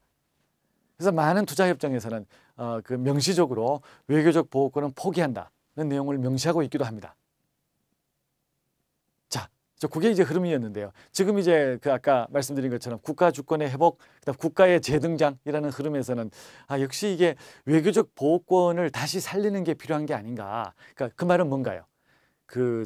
외교적 보호권을 다시 살려서 자국민이 피해를 입게 되었다면 국가 대 국가끼리 해결하는 기제를 다시 살리는 게 필요하다. 또는 그 ISDS 절차를 계속 유지를 하더라도, 미국 입장입니다. ISDS 절차를 계속 유지를 하더라도 국가들끼리 해결하는 모델은 더 활성화시키고 적용시키는 게 필요하지 않는가라는 내용도 지금 다시 재조명되고 있는 것입니다. 그러니까 원래는 외교적 보호권이 불필요하다고 생각하고 없앴는데 한 60년간 적용하다 봤더니 이게 외교적 보호권이라는 게 그 자체의 문제도 있지만 외교적 보호권의 문제가 뭐였습니까? 시간이 오래 걸리고 국내 구제 절차를 완료해야 되고 뭐 국적 계속의 원칙 등등 요건들이 많죠. 여러 가지 제한 사항들이 있지만 그래도 때로는 국가들끼리 이 문제를 해결하도록 하는 게 오히려 낫다는 시각도 지금 새롭게 그 힘을 받고 있습니다. 그래서 이거를 ISDS 절차를 없애더라도 ISDS 절차를 없애는 경우라면 물론이지만 ISDS 절차를 계속 유지를 하더라도 국가 대 국가들끼리 분쟁 해결 절차, 요거를 이제 협정에서는 SSDS라고 하는데요. 국가 대 국가 간 분쟁 해결 절차, State to State Dispute Settlement를 계속 유지를 하거나 또 활성화시키는 게 필요하다는 게 바로 요 내용이 되겠습니다. 그래서 지금 다양한 논의가 이루어지고 있고요. 이 논의의 가장 하이라이트가 뭔가 하면 바로 지금 EU가 주장하고 있는, 강력하게 주장하고 있는 그 국제 투자 법원입니다.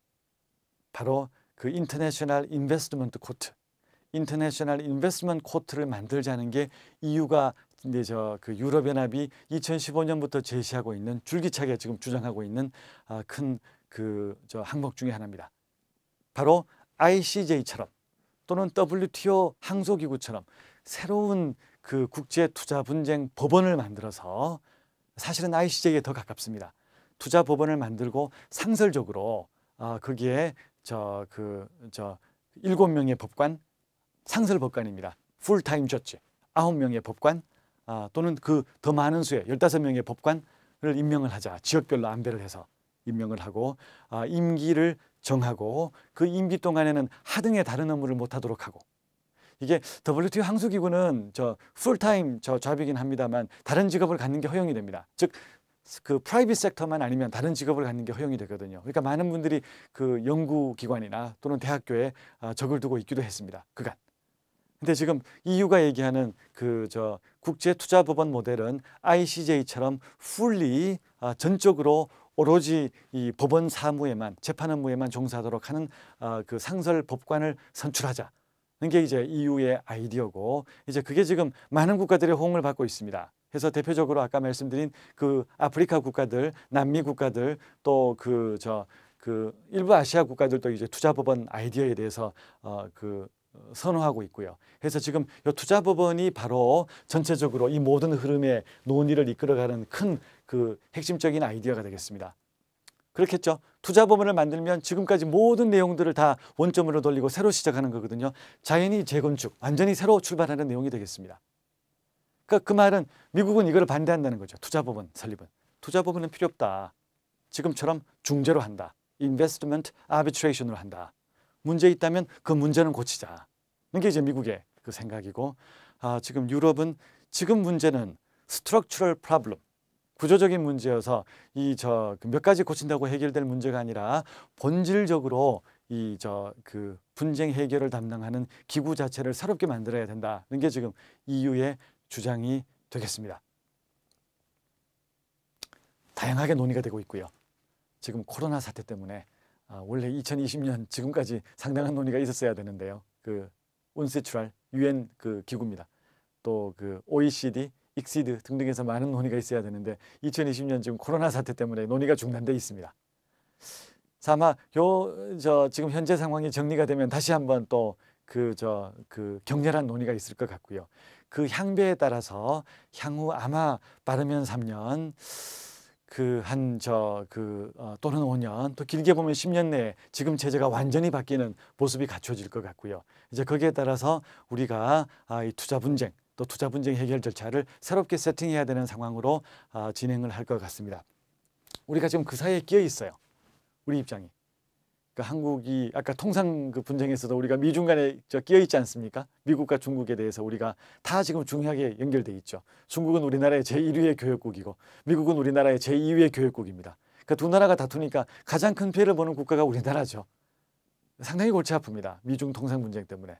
마찬가지입니다. 이 투자 분쟁도 이게 새롭게 디자인 세팅을 새로 하자는 논의로 넘어가고 있는데 이 EU하고 미국이 지금 각을 세우고 있으니까 참 우리한테는 곤혹스럽습니다. 그러니까 우리가 이제 EU하고 FTA가 있죠. EU하고 FTA가 있고 EU 모든 국가들과 그 양자간 투자 보장 협정 BIT를 갖고 있습니다. 그다음 미국과는 또 FTA가 있고 또 2018년에는 개정도 했습니다. 자, 그러다 보니까 만약에 이 상태로 넘어가서 어떻게 될까요? 만약에 이게 그 새로운 체제가 도입이 되면 이게 전 세계적으로 완전하게 다 동시에 바뀌지 않으면 참 우리는 곤혹스럽습니다. 왜 그렇죠? EU하고 FTA는 다시 현재 FTA를 개정을 하고 또 투자보장협정을 양자간 투자보장협정을 개정을 해서 아마 투자법원 모델을 받아들일 수 있을 것 같고요. 대신에 미국하고는 지금 모델을 그대로 유지를 해야 될 가능성이 높거든요. 그렇게 되면 안 그래도 지금 이 투자 분쟁 때문에 우리가 여러 가지 비용과 노력을 많이 하고 있는데 이 자체가 더 분화돼서 한편에서는 투자법원 때문에 거기에 대응하기 위한 모델을 따로 만들고 한편에서는 지금의 ISDS 모델을 그대로 따라가는 것을 또 계속 발전시키고 하다 보면 결국은 이 제한된 역량과 시간과 노력이 더 쪼개지는 상황밖에 도래하는 게 아닌가 하는 그런 부분도 있습니다. 아마 우리도 그렇지만 아마 다른 나라도 비슷할 것 같아요. 그래서 빨리 이게 정리가 돼야 되고 가부간에 이게 이쪽 방향이건 저쪽 방향이건 방향성을 정해서 정리가 돼야 그 다음 단계로 빨리빨리 움직일 텐데 지금처럼 거의 보면은 반반으로 나뉘어져서 이쪽이 좋다 저쪽이 좋다라고 이제 다투는 상황은 참 곤혹스러운 상황입니다. 더 곤혹스러운 상황은 이 논의로 끝나지 않고 한쪽은 한쪽대로 다른 쪽은 다른 쪽대로 가서 자기들끼리 새롭게 이제 뭘 만드는 경우가 더 이제 곤혹스럽죠. 일부는 나가서 새로운 협정을 만들고 재건축을 하게 되는 것이고 새로운 건물을 일부는 현재 건물을 그대로 리모델링을 해서 새롭게 엘리베이터를 넣고 새롭게 이제 에어컨을 이제 넣고 해서 새롭게 만드는 경우가 가장 곤혹스럽습니다. 왜냐하면 우리는 양쪽에 다 있어야 되거든요. 이쪽도 있어야 되고 이쪽도 있어야 되니까 참 곤혹스럽습니다. 결국은 여기도 사무실을 열어야 되고 이쪽에도 현재 사무실을 유지를 해야 되니까 참 곤혹스러운 상황이어서 이게 지금 어떤 식으로 진행이 될지가 앞으로 우리한테 큰 과제라고 할 수 있겠습니다. 참 재미있는 현상이 있습니다. 뭔가 하면 ISDS 절차는 국제 중재거든요. 이 중재로 인한 불편함, 중재에 대한 불신 때문에 지금 많은 국가들이 그러면 상설적인 법원으로 가자. 그게 이제 그쪽 아이디어입니다. 중재에서 법원으로 가는 거죠. 반대로 아까 통상분쟁 해결 절차는 뭔가 하면 거의 상설적인 법원이 있습니다. 항소기구. 그 불신 때문에 거기에 대한 불신 때문에 지금 반대로 중재 쪽으로 가자는 겁니다. 제가 중재란 말은 안 했지만 지금 미국, 또 일본 등 일부 국가들이 주장하는 새로운 분쟁 해결 절차, WTO 분쟁 해결 절차, 통상 분쟁 해결 절차의 모델은 상설화를 죽여서 임시적인 성격, 영어로 얘기하면 애드혹이라고 합니다. ADHOC, 애드혹적 성격을 강화하자라고 해서 중재 쪽으로 오는 거예요. 최근에 한 일주일 전에 미국의 USTR, 미국 무역 정책을 총괄하는 사람이죠. 로버트 라이트하이저라는 사람이 있습니다. 로버트 라이트하이저 미국 USTR이 월스트리트 저널에 이제 긴 기고문을 썼는데 그 기고문의 내용이 뭔가 하면 앞으로 미국의 통상 정책은 이렇게 하겠다라고 하고 그 핵심이 뭔가 하면 분쟁 해결 절차 그대로 못 둔다. 중재로 돌린다는 게 나와 있습니다. 그 8월 한 20일 경입니다. 얼마 전입니다. 아주 의미 있는 이제 글이고요. 바로 뭔가요? 미국이 앞으로 추구할 정책이 중재 쪽으로 간다는 거거든요. WTO 분쟁 해결 절차에서 또 여러 통상 분쟁 해결 절차에서 상설에서 중재로. 이거는 정반대죠. 중재를 못 믿으니까 상설로 가는 거고 반대쪽으로 움직입니다. 한쪽은 오른쪽에서 왼쪽으로, 저쪽은 왼쪽에서 오른쪽으로 움직이는 것이어서 아마 제 생각에는 중간 정도에서 만날 것 같아요. 중간 정도에서 만나서 이게 아마 그 상설성이 저하된 중재 모델, 또 예를 들면 상설성이 강화된 중재 모델, 또 중재성이 강화된 상설 모델 해서 중간 정도에 만나는 방식으로 이게 어느 정도 구현되지 않을까 싶은 생각을 한번 해볼 수 있을 것 같습니다. 이게 참 흥미로운 게 이 ISDS 논의할 때 WTO 얘기를 많이 합니다. 이 살펴볼 데가 없거든요. ICJ는 워낙 거리가 있으니까 법원을 만드는 맥락에서는 ICJ를 살펴보지만 이게 어떤 식으로 분쟁 해결 절차를 운용할 것이냐, 항소 절차를 어떻게 운용할 것이냐 등등에 대해서는 이 투자법원에서도 항소 절차를 도입하려고 하거든요. 항소 절차가 핵심입니다. 투자법원을 만들고 항소부를 따로 만들고 하는 거다 보니까 항소심은 이 국가 대 국가끼리 분쟁해서 항소심은 지금은 그 WTO 항소기구밖에 없다 보니까 그거를 어떻게 가지고 올 것이냐, 항소심과 패널심의 권한 분배는 어떻게 할 것이냐, 그거를 갖고 우리가 ISDS를 이제 없애고 투자법원을 만들면 투자법원의 항소부와 그 1심부를 어떻게 나눌 것이냐 등등 여러 가지 논의를 하고 있는데요. 그 중거점이 WTO 분쟁 해결기구입니다. 근데 그쪽은 또 작동이 안 되고 있거든요, 지금. 그러니까 그쪽은 또 오히려 이 ISDS 절차에서 나오는 이 중재 모델을 보고 있고요. 이게 서로가 서로를 이렇게 살펴보고 장점을 취하고 단점을 바꿔나가는 모습을 보이고 있는데요. 아주 혼란스러운 상황입니다. 아주 혼란스러운 상황인데 이게 좀 긍정적으로 본다면 이게 국가들이 지난 한 70년간 국제 분쟁을 해결해 오던 모델을 여러 가지를 시도해 봤으니까 이제 차제에 여러 국가들이 만족할 만한 100%는 아니지만 대략적으로 만족할 만한 이 공통의 모델을 찾아서 한번 그 방향으로 이 모델을 시스템을 구축해 나가는 계기가 된다라고 하면 혼돈스럽지만 긍정적으로 볼 수도 있을 것 같습니다. 또 반대로 아주 패시미스틱한 시나리오도 있을 수 있죠. 이 자칫 이렇게 가다 보면 결국은 그나마 잘 유지되던 WTO 분쟁 해결 절차도 지금 마비 상태로 갔고 또 새로운 이 ISDS 분쟁 해결 절차 또 ISDS 분쟁 해결 절차 개선, 또 새로운 투자법원의 도입도 이게 만약에 잘 작동되지 않으면 더 많은 분란과 더 많은 모델과 더 많은 실패 사례를 양산하는 그 결과로 이어질 수도 있지 않을까 하는 또 패시미스틱한 부분도 이제 있을 수 있다고 생각을 합니다. 긍정적인 부분과 부정적인 부분이 공존하고 있는데요.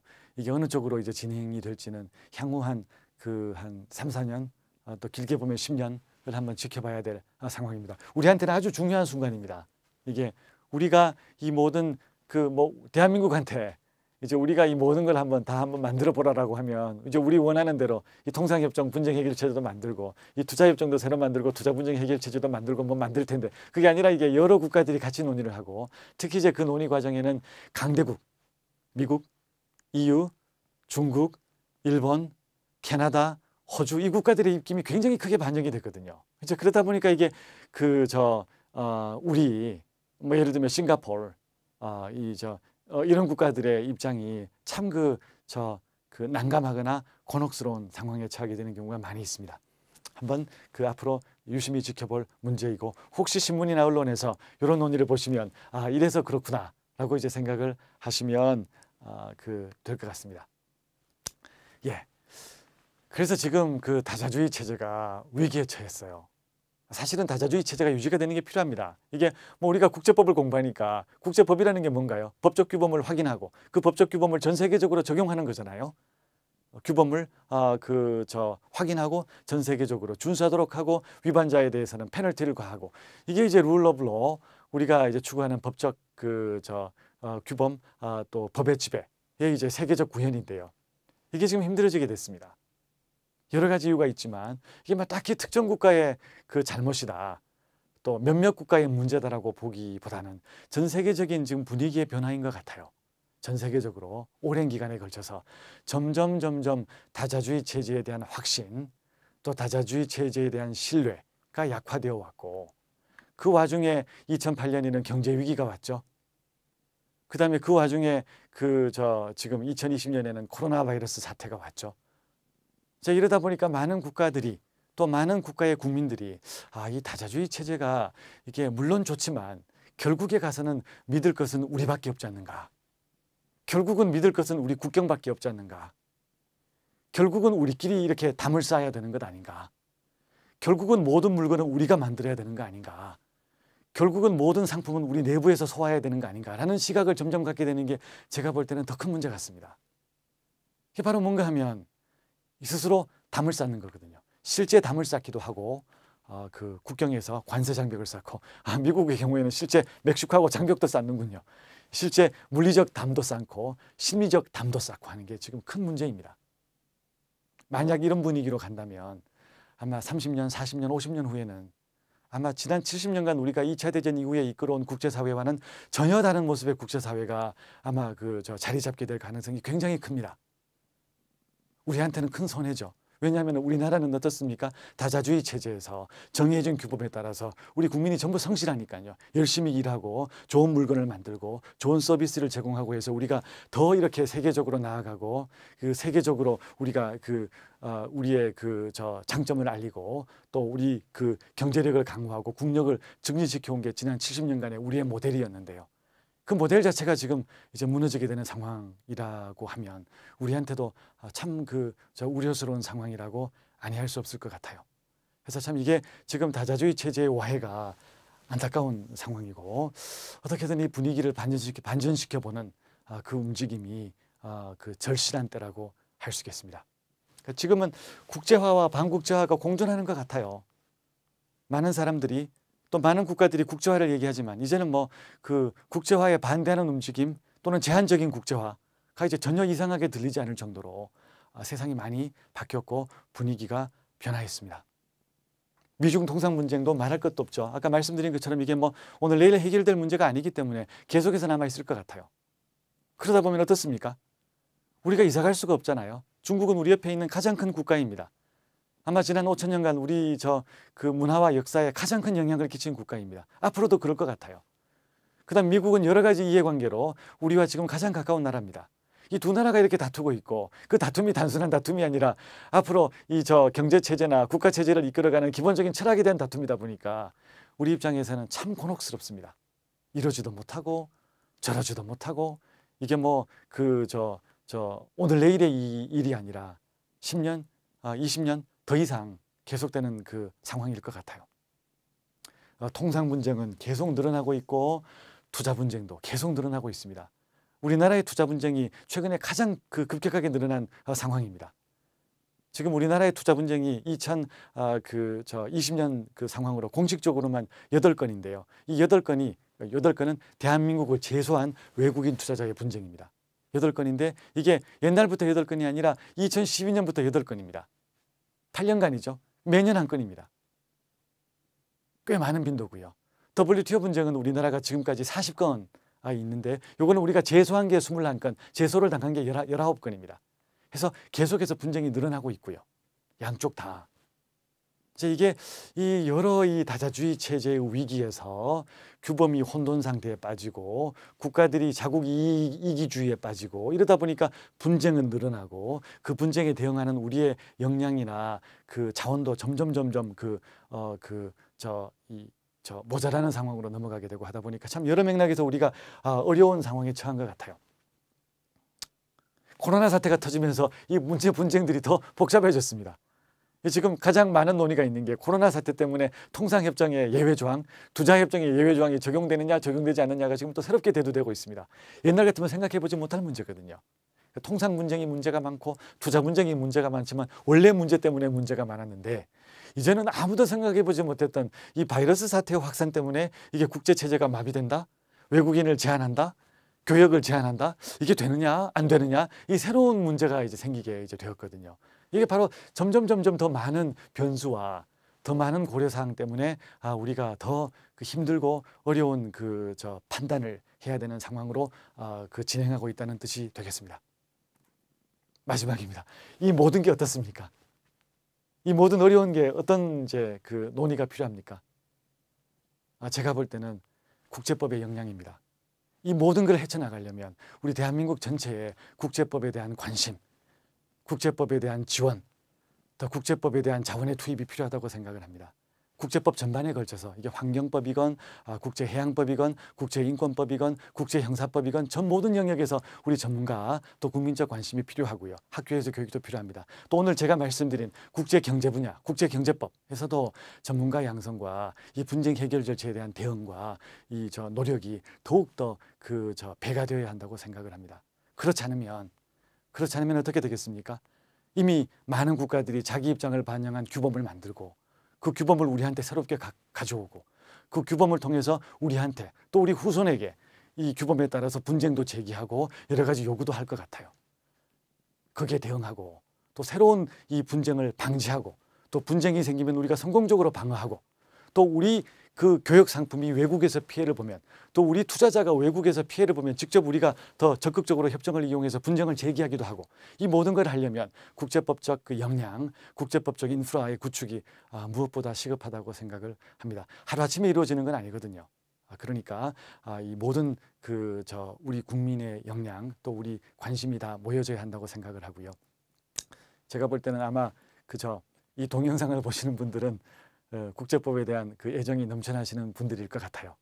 그래서 그 모든 일도 첫걸음이 중요하지 않겠습니까? 씨앗 하나가 전 모든 커다란 나무와 숲으로 이어지지 않겠습니까? 앞길은 힘들고 여러 가지 어려움도 있겠지만 우리가 힘을 모아서 첫걸음을 내디딘다면 이게 5년, 10년, 50년, 100년이 지나면 우리 국제법적 역량, 또 국제법적 능력이 더욱 배가 되어서 이 세계사에서 여러 가지 어려움을 우리가 법적으로 우리의 권리를 내세우고 우리의 그 국익을 보호하는 여러 그 전문가들과 또 여러 역량 있는 분들이 많이 이렇게 양성이 될 수 있을 것으로 생각을 합니다. 그래서 이게 뭐 여러 가지 어려운 상황이라는 점을 말씀을 드리다 보니까 이제 우리가 힘든 상황을 많이 이렇게 한번 살펴봤는데요. 제가 볼 때는 우리가 지난 뭐 여러 어려운 시기를 많이 거쳐오지 않았습니까? 우리나라가 어려운 시기를 많이 이겨낸 것 같아요. 아마 지금의 어려운 시기도 잘 이겨낼 것 같습니다. 이 어려운 시기도 우리가 10년, 20년 지나면서 또 해결책을 찾아서 우리 워낙 빠르고 또 합리적이고 순간 적응력이 뛰어나니까 아마 방법을 찾을 것 같아요. 그 방법을 찾는 여러 가지 해법 중에 하나가 가장 중요한 해법 중에 하나가 아마도 법적인 그 기본 틀을 갖춘 해법이거든요. 그걸 하려면 우리가 지금부터 국제법적 관심을 갖고 특히 우리 경제적 이해관계에 직접적인 영향을 끼치는 국제 경제 분야에 대한 관심을 갖고 이제 전폭적으로 한번 우리가 노력을 해보는 게 필요하지 않을까 생각을 합니다. 여러 가지로 힘든 상황입니다만 건강에 유념하시고 늘 이 국제법 공부 또 국제법에 대한 관심 계속 유지하여 나가시기 바랍니다. 고맙습니다.